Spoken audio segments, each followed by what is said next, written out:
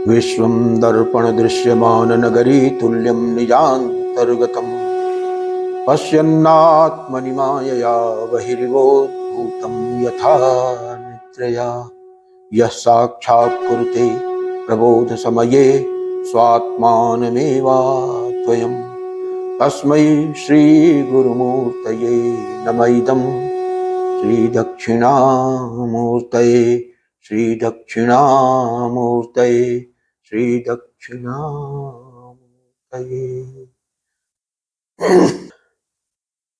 विघ्नेश्वराय वरदाय सुरप्रियाय लंबोदराय सकलाय जगद्धिताय नागाननाय स्तुतियज्ञ विभूषिताय गौरीसुताय गणनाथ नमो नमस्ते।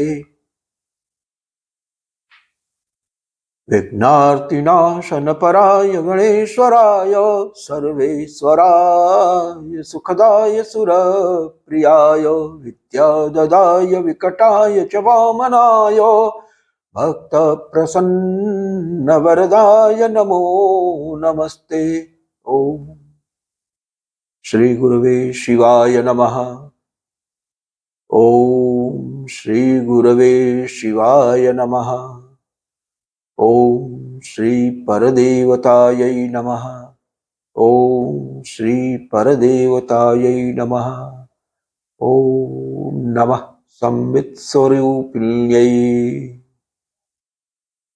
So friends, पिछले एपिसोड में हम लोगों ने स्पंद के बारे में चर्चा किया कि वो जो महावैंदव चक्र में महाशंभव बैठे हुए हैं और इनके साथ इनकी आत्मशक्ति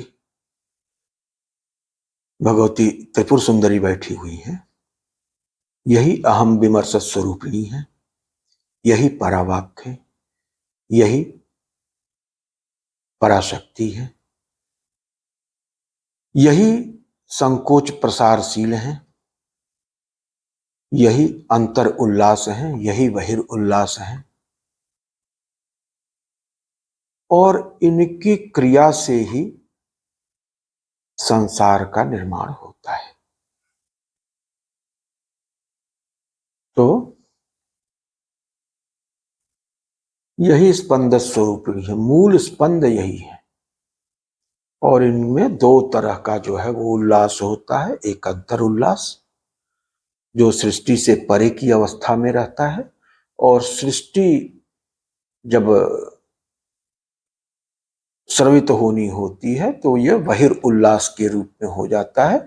और यही अंदर का आनंद जब छलक के बाहर आता है तो यही सृष्टि रूप में परिणत हो जाता है। तो ये ध्यान रखने की बात है कि मूल स्पंद यहीं से है, और इस मूल स्पंद से ही जितनी शक्ति की धाराएं, प्रकाश की किरणें निकल रही हैं, माने प्रकाश और विमर्श अलग नहीं है। तो शक्ति की धारा जो निकलेगी तो उसका मीडियम क्या होगा? उसका मीडियम प्रकाश होगा। शिव ही उसका आधार बनेगा। शिव प्रकाश स्वरूप है, शक्ति विमर्श स्वरूप है, और शिव का अंश और शक्ति का अंश निकलेगा तो दोनों साथ साथ निकलेगा, माने प्रकाश होगा। प्रकाश के अंदर जो है विमर्श होगा। विमर्श का मतलब क्या? स्फुरतता होगी, स्फुरणशील प्रकाश निकलेगा। अब वही जो है शक्ति की धारा का रूप लेता है, वही प्रकाश की धारा का रूप लेता है, और वही संघनित होकर के वस्तु रूपता में परिणत होता है। और वस्तु रूपता में परिणत होने के बाद उसी का जो सूक्ष्म अंश रहता है, जो कि ग्रासिफाई नहीं हुआ रहता है, वही उसके अंदर प्रविष्ट होके उसको गतिमान भी करता है, उसको ऊर्जित करता है, और उसको चैत्य भी करता है। ठीक है ना? तो जो तम वाला हिस्सा है वो आउटर स्केलेटन बन जाएगा, हार्डवेयर बन जाएगा, और जो रज वाला हिस्सा है वो एनर्जी फॉर्म में आके उसको ऊर्जित करेगा, और जो सत्व वाला हिस्सा है वो कॉन्शसनेस के रूप में उसको चैत्य करेगा। तो एक ही संरचना के अंतर्गत तीनों तत्व अलग अलग मात्रा में अलग अलग कार्य का संपादन कर रहे होते। तो यहीं से जो है स्पंद के स्वभाव को पकड़ना। जो तो एक तो हो गया कि मूल स्थिति में स्पंद का दो विभाग हो गया, एक अंतर उल्लास, एक बहिरुल्लास। तो अंतर उल्लास तो यथावत स्थिति है, वो हमेशा उसी स्थिति में रहता है। जो बहिरुल्लास हुआ, जो बाहर की तरफ आनंद छलका, अब वहां पे क्या हुआ, वहां थोड़ा सा इसको समझने की बात है कि अभी हम लोग पीछे कह रहे थे ना कि जीव जब जागृत हुआ परमेश्वर की कृपा से, तो उसके साथ सो रही उसकी वासनाएं भी जागृत हो गई। तो जीव जो है वो आत्मा का ही वो है, क्या अंतःकरण अवच्छिन्न जो आत्मा है वही जीव है, और तो कुछ है नहीं। तो आत्मा क्या है, आत्मा जो है वो परमात्मा का अंश है, उसका अभिव्यंजक है। तो कुल मिलाजुला के वो चैतन्य स्वरूप है, जीव होने के बावजूद भी मूल स्वरूप उसका चैतन्य का है। तो उससे प्रकाश की किरणें, ऊर्जा की किरणें, शक्ति की रश्मियां, स्फुरता, ज्ञान सब जो है वो विकीर्ण हो रहा है। और उस स्थिति में एक जो मूल हो गया अंतरानंद, बहिर आनंद में वो वासनाओं से चूंकि संश्लिष्ट है वो आत्मा, और इसीलिए जीवात्मा बनी है, तो उसके प्रकाश को भी वासनाएं जो है वो घेर लेती हैं। इसी की वजह से वो सीमित हो जाता है, और ये सीमित होना ही उसका अज्ञान है। जो अपने को वो अनंत न समझ के उस परमाणु तक केंद्र सीमित समझ लेता है, यही अज्ञान के कारण होता है। जबकि वास्तव में वो ऐसा है नहीं, उसका स्वभाव तो स्वरूप जो है वही है, स्वरूप में कोई परिवर्तन होता नहीं है। लेकिन अज्ञान बस उसने जो है ये मान लिया कि हम सीमित हैं, इसी अणु तक सीमित हैं, इसी परमाणु तक सीमित हैं। और जब इस अज्ञान की निवृत्ति होती है तब भी क्या होता है, होता मतलब डिफैक्टो कुछ नहीं होता है, डिफैक्टो कुछ नहीं होता है। डिफैक्टो वो तब भी मुक्त था और अब भी, जो नित्य निवृत्त है उसी की निवृत्ति होती है। आत्मा नित्य निवृत्त है, अज्ञान वश उसको घेरे हुए, तो अज्ञान की निवृत्ति हुई। और आत्मा का तो स्वरूप जो कहते हैं उसमें बंधन था ही नहीं, तो जब बंधन था नहीं तो बंधन की निवृत्ति कहाँ होगी। तो जो नित्य प्राप्त था, मुक्त आप पहले से थे, वो नित्य प्राप्त था, मुक्ति आपको नित्य प्राप्त थी, उसी की प्राप्ति होती है। जो नित्य निवृत्त था उसी की निवृत्ति होती है। न कुछ नया प्राप्त होता है और न कुछ ऐसा निवृत्त होता है। जो नित्य प्राप्त था उसी की प्राप्ति, प्राप्तस्य प्राप्ति ही, अप्राप्त की प्राप्ति नहीं है, डिस्कवरी है, इन्वेंशन नहीं है। कोई चीज ढकी हुई थी, अज्ञान से ढक गई थी, आपने अज्ञान का पर्दा हटा दिया, आपको दिख गया। आपके बैंक में करोड़ों रुपए का बैलेंस आपके अकाउंट में पड़ा हुआ था, आपको पता नहीं था। एक दिन घर की सफाई करते हुए अचानक से आपको आपका पासबुक मिल गया, आपने देखा कि इसमें तो इतना बैलेंस है, राजा हो गए। तो क्या हुआ, आप तब भी राजा थे, अब भी राजा है, उतना बैलेंस तब भी था, आज भी है, बस आपको पता नहीं था, पासबुक देखने के बाद आपको पता हो गया। तो वही स्थिति है। तो इस स्पंद को जो है वो वासनाएं इसका कंट्रोल ले लेती हैं। जो कार्मिक इंप्रेशंस हैं, accumulated karmic impressions, they take charge of your this currents जो कि आत्मा से निकल रही हैं। तो वो उसको डायरेक्ट करने लगती हैं, अपने हिसाब से अपनी दिशाओं में चलाने लगती हैं। तो ये कंपल्सिव पैटर्न क्रिएट होता है, ठीक है ना। एक तो प्रेस्टीन फॉर्म हो गया आपका, और ये कंपल्सिव पैटर्न उसमें जो है आ गया। तो यहीं से जो है अज्ञान की लीला शुरू होती है, जो वासनाओं के चलते जो है, जो वास्तव में स्वाभाविक जो पैटर्न उसका था, जो चमक की, ज्ञान की और प्रकाश की किरणें निकलनी थी, वो न निकल के वासनाओं के प्रभाव से वो कुछ अन्य दिशा में अन्य प्रकार से निकलने लगी। तो ये कंपल्सिव पैटर्न्स हो गए ना। तो एक हो गया आपका प्रिस्टीन फॉर्म जो था, एक कंपल्सिव पैटर्न हो गया। लेकिन अब इसी कंपल्सिव पैटर्न को हमको चेंज करना है कॉन्शियस पैटर्न में, कि जो हमको हमारा मूल प्रिस्टीन फॉर्म है उधर हमको जाना है। तो कॉन्शियसली हमको एफर्ट करना पड़ता है। तो वो कॉन्शियस पैटर्न को कैसे क्रिएट करेंगे, वही मंत्रता है, वही मंत्रता है। क्योंकि गुरु तत्व है जो हमारे परंपरा में साक्षात दक्षिणामूर्ति से ज्ञान परंपरा चले तो ये मतलब दक्षिणामूर्ति साक्षात शिव है। तो शिव को जब जो है संसार बनने का हुआ तो क्या हुआ, उनके अंदर एक वलीशन हुआ। उस वलीशन के चलते, उस संकल्प के चलते उन्होंने अपने आप को देखा कि ये कौन सी अंतर क्रिया हम अपने अंतर्निहित चेतना में करें जिसके चलते कि हमारी चेतना ही विश्वरूप में परिणत हो जाए। तो उन्होंने ये देखा कि अगर हमारी चेतना में इस तरह के वाइब्रेशंस, ये फ्रीक्वेंसी, ये वेवलेंथ अगर क्रिएट होगी तो वो उसका परिणाम ये होगा कि ये सारी वेव्स आपस में लड़के भिड़के टकरा के एक दूसरे में मिल के अलग होके कुछ इस तरह की सृष्टि कर देंगी कि हमारे अंदर का जो भी सारा का सारा ऐश्वर्य है वो निखर के बाहर स्थूल रूप में आ जाएगा, जिसे कि स्थूल भोक्ता के तौर पर हम भोग कर सकेंगे। भोक्ता और भोग्य विभाग बना करके अपने ही अंदर एक भोग्य बना दिया, एक भोक्ता बना दिया, और स्थूल रूप से ये जो स्थूल भोक्ता है वो स्थूल भोग का आनंद उठाएगा। ये क्रीड़ा है। तो वो जो उन्होंने वाइब्रेशंस अपने अंदर वो ज्ञान शक्ति के द्वारा, अपनी ज्ञान शक्ति के द्वारा जो उन्होंने विजुअलाइज किया कि इस तरह की वाइब्रेशंस हमारे चेतना में अगर होंगी तो वो चेतना इस पदार्थ के रूप में परिणत हो जाएगी। तो वो जो वाइब्रेशंस हैं, वो वाइब्रेशंस इन शब्दों के साथ जो है वो क्या कहते हैं, उसको मैच करते हैं। इन शब्दों के उच्चारण से जो मंत्र है दक्षिणामूर्ति गुरु परंपरा में, महाषोडशी मंत्र या पंचदशी मंत्र या षोडशी मंत्र, तो उन मंत्रों के उच्चारण से उस गुरु रूप जो बोध रूप है, वंदे बोधमयम नित्यम, उस बोध में जिस तरह की हलचलें, कंपन उत्पन्न होगी और उससे जो उर्मियां उठेंगी, जो लहरें उठेंगी, आनंद लहरी, सौंदर्य लहरी, उन लहरों का परस्पर टकराने से, मिलने से, जुलने से, टूटने से जो संघट्ट बनेगा, जिस रूपता को वो प्राप्त होगा, वो वही मणिद्वीप की रचना होगी जिसमें भगवती बैठती हैं, जिसमें भगवान शिव के अंदर का सारा ऐश्वर्य मणिद्वीप के रूप में प्रस्तुत हो जाएगा।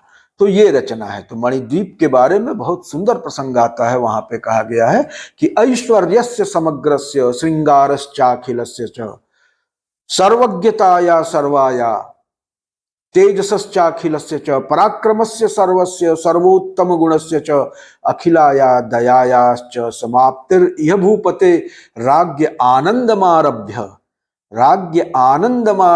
ब्रह्मलोकांत भूमिषु आनंदा ये स्थिता सर्वे तेत्रैवांतर भवन्ति ही।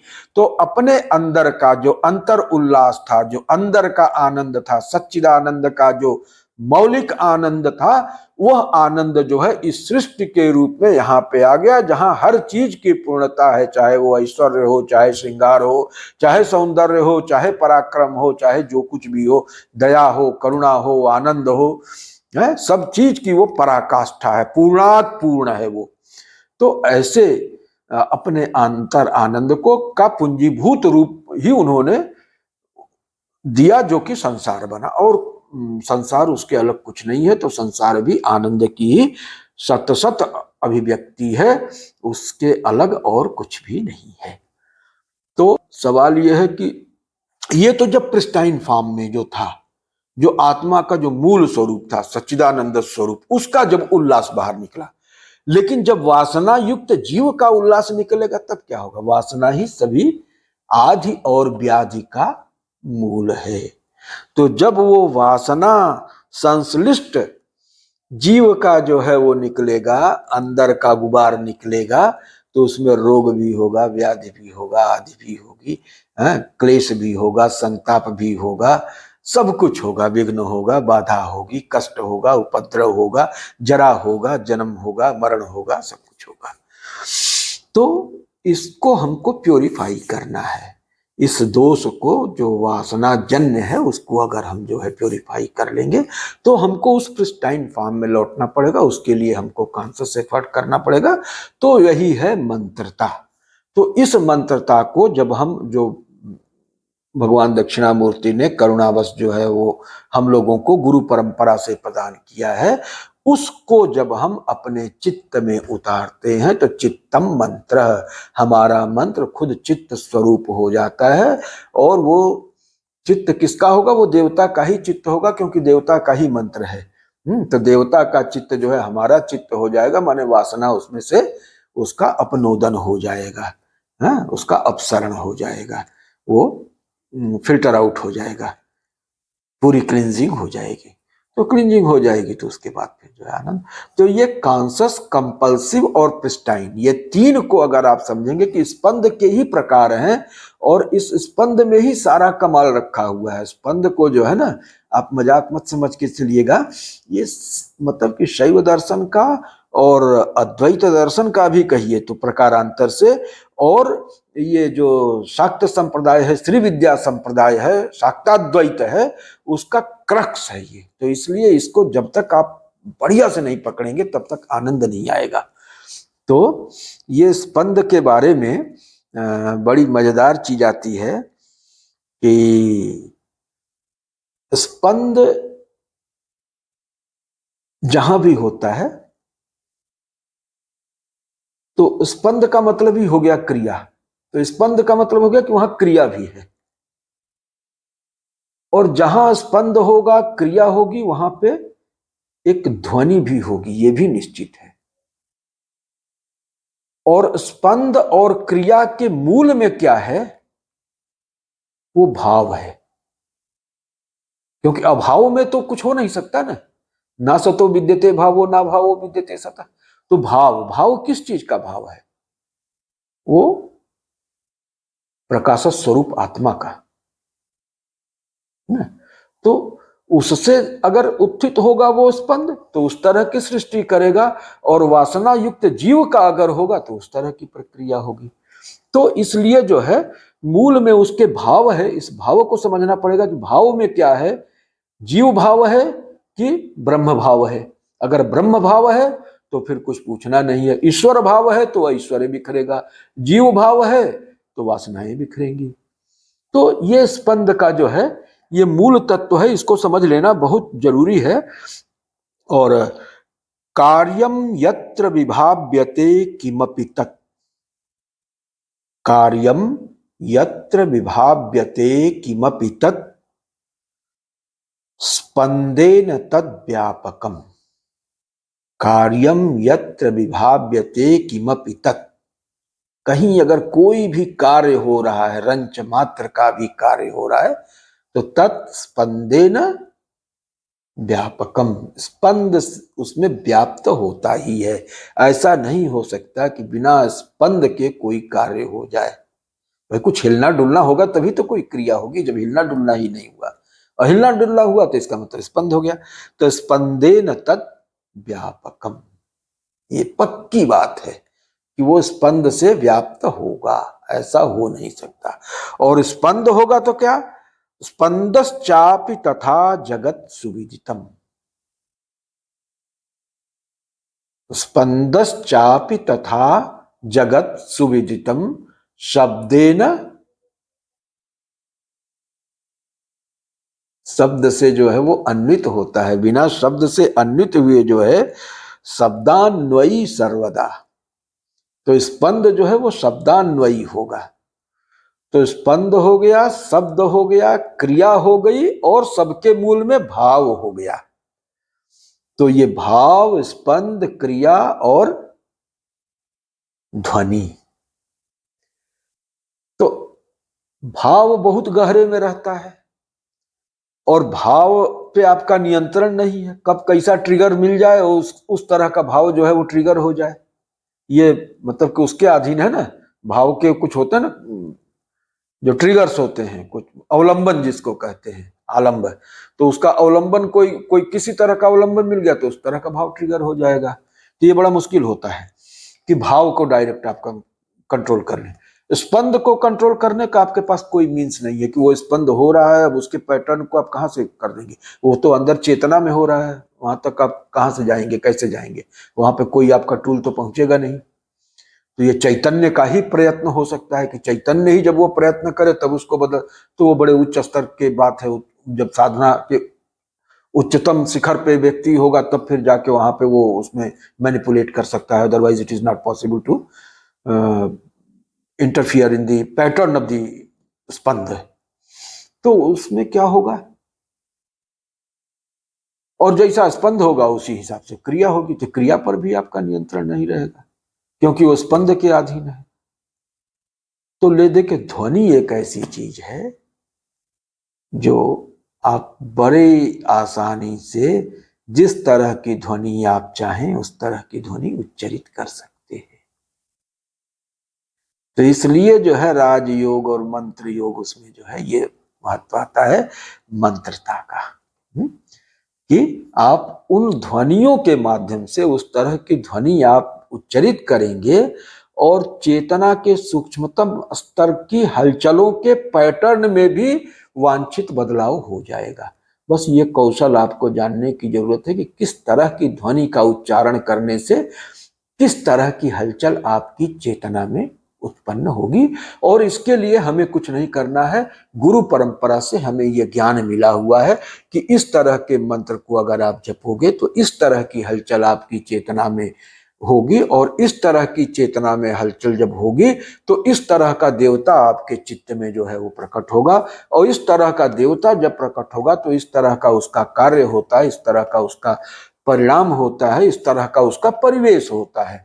तो जब धामी आता है तो धाम भी आता है धामी के साथ, धाम और धामी एक साथ चलते हैं, क्योंकि जब पराशक्ति चलती है तो दोनों अध्वाओं में एक साथ चलती है, देशाध्वा में और कालाध्वा में, देश और काल अलग अलग नहीं चलते हैं। तो धाम आएगा धामी आएगा, दोनों आएगा। तो जिस तरह के देवता का अवतरण आपके चित्त में होगा उस देवता से संबंधित जो परिस्थितियां होती हैं, जो उसका ऐश्वर्य है, वो सारा भी आपके समक्ष जो है वो प्रस्तुत हो जाएगा। तो ये अब यहां जो है ये तो हो गया, इसको संकेत रूप में ही कहा जा सकता है, इससे ज्यादा इसमें लगता है कि नहीं निकल ही नहीं पा रहा है। होगा कुछ, होता है ऐसा कि कोई नहीं चाहता होगा, शास्त्र नहीं चाहते होंगे, गुरुदेव नहीं चाहते होंगे, भगवती नहीं चाहती होंगी, इससे ज्यादा कुछ चीजें जो है वो नहीं निकल रही है, तो यहीं पे इसको रोकते हैं। अब इसमें एक बात और होती है कि मंत्र, तंत्र और यंत्र, इसको भी इस लेवल पे बहुत आसानी से आप समझ सकते हैं। मंत्र क्या है कि सिद्धांत है, एक वाइब्रेशन का पैटर्न हो गया ना, तो किस तरह का वाइब्रेशन, किस तरह से, किस तरह की ध्वनि से जो है किस तरह का वाइब्रेशन अपनी चेतना में आप पैदा कर सकते हैं, ये सिद्धांत बन गया उस मंत्र में। मंत्र में उसका फार्मूला दे दिया गया, तो फार्मूला हो गया एक तरह से। आइडिएशन इसी को ना कहते हैं कि फिक्स हो गया एक आइडिया, उसका फार्मूला उसका बना दिया गया। अब इस फार्मूले को कैसे अप्लाई करेंगे,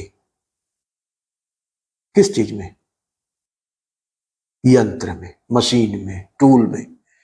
तो टूल जब इस सिद्धांत के आधार पे काम करना शुरू करेगा तो उस तरह का परिणाम हमको मिलेगा जो हम चाहते हैं। तो उस टूल में अप्लाई करने का सिद्धांत वही तंत्र कहलाता है। तो तंत्र का मतलब क्या हुआ कि वो प्रोसीजर और प्रोटोकॉल है जिसके चलते कि ये जो चैतन्य में होने वाली हलचलें हैं, उसमें उठने वाली जो तरंगे हैं, वो वहां से उठ के और किसी माध्यम के सहारे आके उस यंत्र के अंदर जो है उसी तरह की हलचलें पैदा करने लगी है। क्या होता है, आपने मोटर बना दिया, एक मशीन बना दिया, तो मोटर में फिर आप जो है एनर्जी डालते हैं किसी रूप में, पेट्रोल के रूप में, डीजल के रूप में, कोयला के रूप में, किसी भी रूप में। फिर उसमें कंबस्चन होता है, कंबस्चन के बाद उससे एनर्जी निकलती है और वो एनर्जी उस मोटर को रोटेट कराती है। तो वही चीज है तंत्र, यंत्र और मंत्र की। ये इसको अगर यंत्र मान लिया जाए और मंत्र मतलब मंत्रात्मिका शक्ति जो कि पराशक्ति से चल रही है, है ना। तो पराशक्ति से चलने वाली मंत्रात्मिका शक्ति इस यंत्र में प्रविष्ट होकर के वही इसमें ऊर्जा और ज्ञान का, चेतना का संचार करती है, जिसके अनुरूप ये मशीन जो है चलती है। तो जब हम वहां की चेतना को, श्री गुरु दक्षिणामूर्ति की चेतना को, भगवती की क्रियात्मिका शक्ति को हम ले आके इस यंत्र में स्थापित कर देते हैं, जिसको हम शरीर बोलते हैं, इस माइंड बॉडी मशीन में जब हम उसको वो कर देते हैं, स्थापित कर देते हैं, तो उसके बाद वो उस तरह का काम होने लगता है। तो यहाँ पे जो है मंत्र क्या है, तंत्र क्या है और यंत्र क्या है, इस चीज को भी और इसकी क्रिया विधि को भी एक लाइन में मैंने रखने की कोशिश किया। अब आज हम लोग फिर यहीं पे रुकते हैं, क्योंकि ये चर्चा इतनी सूक्ष्म है कि इसमें बहुत ज्यादा एक साथ नहीं कुछ कहा जा सकता है। तो हम लोग यहीं पे रुकते हैं, फिर अगली कड़ी में इस पे जो है हम लोग चर्चा करेंगे। ओम पूर्णमदः पूर्णमिदं पूर्णात् पूर्णमुदच्यते पूर्णस्य पूर्णमादाय पूर्णमेवावशिष्यते। ओम शांति शांति शांति। सो फ्रेंड्स, इस वीडियो को लाइक करें, चैनल को सब्सक्राइब करें और अधिकाधिक मात्रा में शेयर करके सनातन शक्ति की सनातन ज्ञान धारा को अपने देश के हर नागरिक तक पहुंचाने के यज्ञ में अपना योगदान सुनिश्चित करें। इन्हीं शब्दों के साथ ओम सर्वे भवन्तु सुखिनः, सर्वे सन्तु निरामयाः, सर्वे भद्राणि पश्यन्तु, मा कश्चित् दुःखभाग् भवेत्। ओम शांति शांति शांति।